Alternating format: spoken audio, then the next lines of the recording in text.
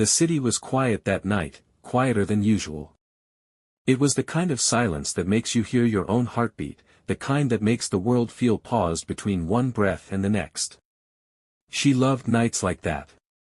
Standing on the rooftop, the breeze brushing her hair, the world far below her felt distant, like it belonged to someone else. The stars began to fall. One after another, streaks of silver cut across the velvet dark. Every August, she came here. Same building. Same view. And every year, she made the same wish, let someone see me the way I see the stars. The old rooftop door creaked open. She turned slightly, surprised.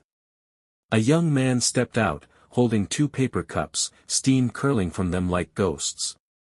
"I brought coffee," he said awkwardly. "Didn't think anyone else came up here." She smiled faintly, taking the cup. "Neither did I." For a while, they stood in silence, the sound of the city fading beneath them. Lights blinked in the distance, like stars that never fell. "So, do you believe in wishes?" he asked. "Sometimes," she said. "But I think the stars are too busy listening to everyone else." He chuckled softly. "Maybe tonight they'll make time." A long pause. Then they both looked up, the sky alive with falling lights. She closed her eyes, and for a heartbeat, the world disappeared. She wished for a connection that didn't fade when morning came.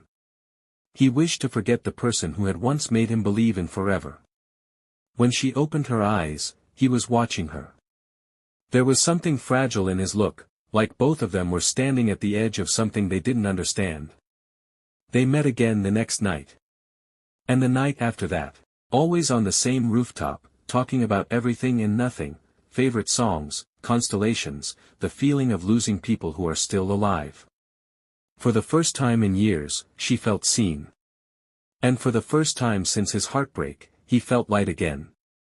But she never spoke much about herself, where she came from, or what she did during the day.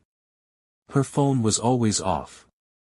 Her eyes always tired, as if she carried too many goodbyes. One morning, he knocked on her door to invite her for coffee. No answer. The landlord said there was no one living in that apartment. It had been empty for months. Confused, he rushed to the rooftop. There, in the corner, he found a note tucked under an empty cup. "Thank you for believing again. My wish came true, and now it's your turn." He looked up. The sky was bright and empty. But for a second, just before the wind carried the note away, he thought he saw one last star falling, even in daylight. Years passed. He often returned to that rooftop during the meteor shower, watching the same sky that once held her. He no longer made wishes. He just whispered softly into the night, "Wherever you are, I hope the stars listen to you too." And every time a meteor crossed the sky, he smiled. Because somewhere, in some other corner of the city, maybe, just maybe, she was watching the same stars fall.